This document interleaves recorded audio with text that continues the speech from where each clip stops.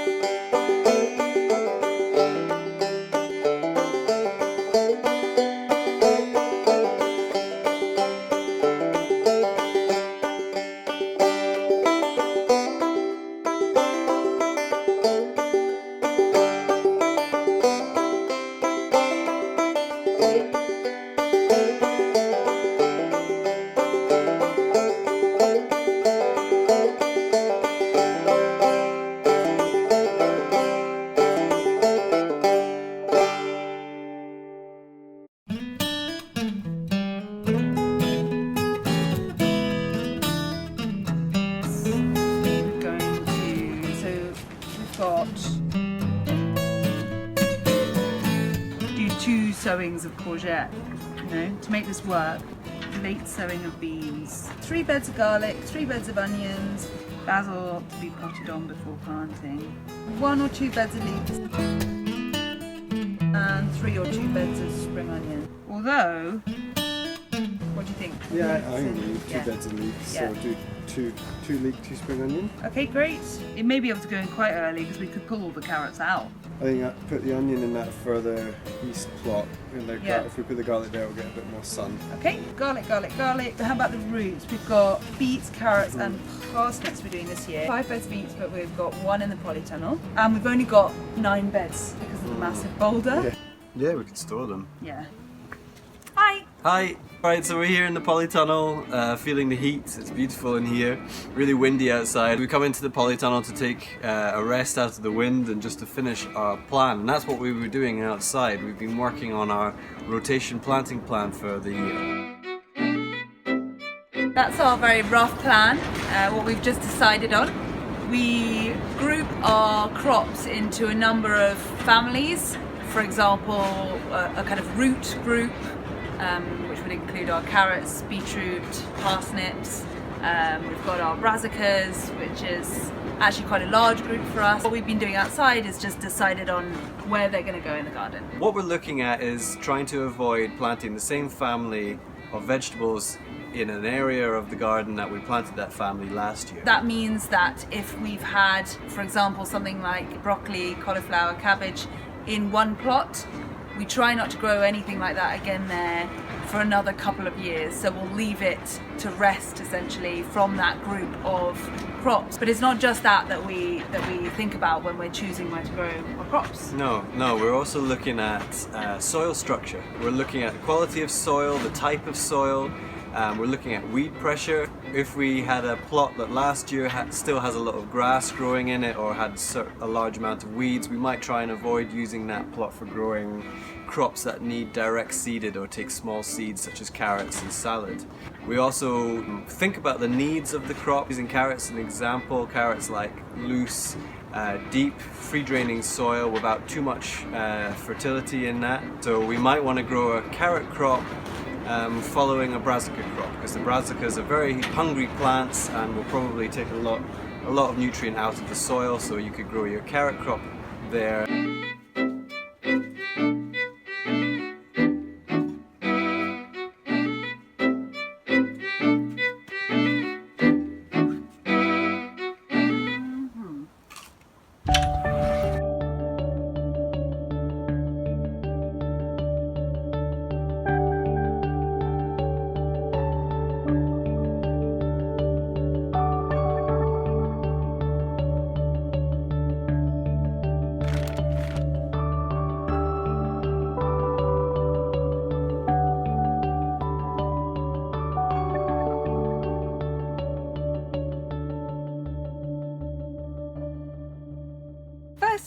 sowing of 2019. So we're just going to sow our chilies and 2 different varieties of tomato.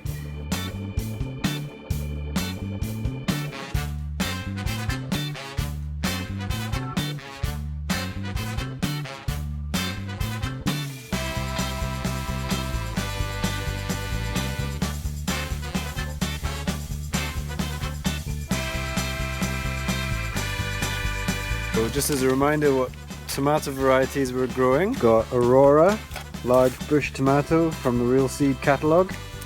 We've got Latar, or is it Latar? Latar. Very early red tomato, again from Real Seeds. And we've got chili pepper, early jalapeno from the Organic Gardening catalogue. So that's them ready to come inside. We're actually going to put these ones in our bedroom because that's a quite nice warm sunny place. Going to put them on a couple of heat mats that we bought last year, and they work really well. Yeah, so we're going to put them on a couple of heat mats, and they're in trays that have no holes in the bottom, so that obviously means that when we water them inside they won't spill water all over our bedroom. And yeah, it'll be great because we can keep an eye on them every morning. Yeah, so Rose is going to take those inside now and stick them on the heat mat. Because I might just... Go and do the goats. Yeah, I just the thought... goats are calling for you. Yeah, I can hear them. Yeah. So I might just... It won't take me long. Okay. So I'll probably be back to help you in 15 minutes. Yeah, I'll start dismantling the chicken house that's going to be repurposed into a duck house. Oh yeah, cool. So you'll be over my ends anyway. Yeah. Do you need a hand opening that gate? Yes, please.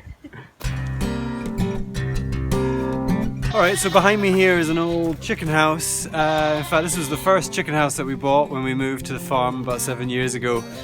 And yeah, that was not a cheap chicken house. And one of the things that I always look at and think, why did we spend so much money on that? But we were new to all this, and when you got a bit of cash at the start of a project and you don't trust in your own abilities, you end up maybe going and buying something. So we've made countless chicken houses since out of scrap material found on the farm. So that's a little bit of a reminder. Every time I see that house I think, let's see if we can make it first before we spend some cash on it. Anyway, it's been a very good house. It's lasted throughout all the snow and winters that we have here. We had a few of our kind of free-range hens living in this house up until recently. Those free-range hens have now joined our kind of egg flock over at the market garden. So this is empty, and now we're going to take the nest boxes off because we're going to use this for the ducks. And obviously the ducks don't need the nest boxes, they're not going to be able to jump up and use them. So we're going to take the nest boxes off. We're going to close up the sides with some wood, and we're going to move it over to the new duck area. So I'm just going to dismantle it now.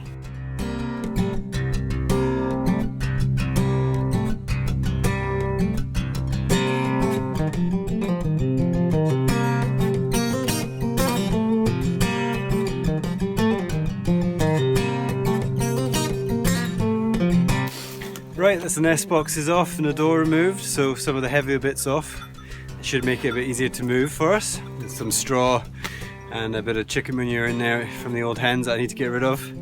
And then we're going to try moving it. Not sure if we'll get that done today, but at least it's ready now. While Rose is just next to me here in the byre. Anyway, yeah, so Rose has just been doing her chores, so while I'm waiting for her to give me a hand making the duck fencing, I thought I'd get on with the job. So that's done now, she's almost done, and we'll move that when we can. I'm just going to see if I can get this moved now.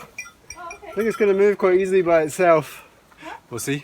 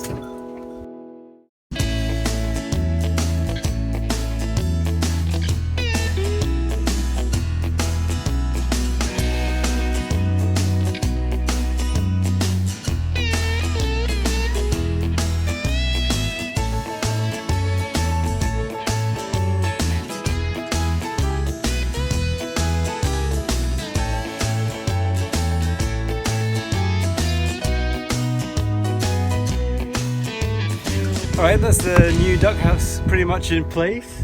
Got to sort out the level a little bit, get the door screwed on, and then think about some way of blocking up the gaps here where the nest boxes were, because we don't need them for the ducks. They'll just lay on the floor. I think we'll give it a lick of paint at some point. It's quite a prominent place as visitors come to the farm. We do the tours of our market garden in the summertime, so we want to keep it looking nice. It looks quite quaint.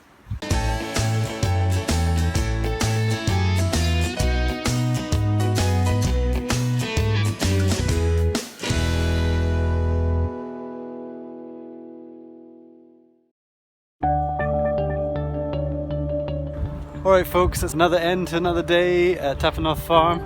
Didn't quite get the fencing completely finished before it started getting a bit dark, but we're almost there.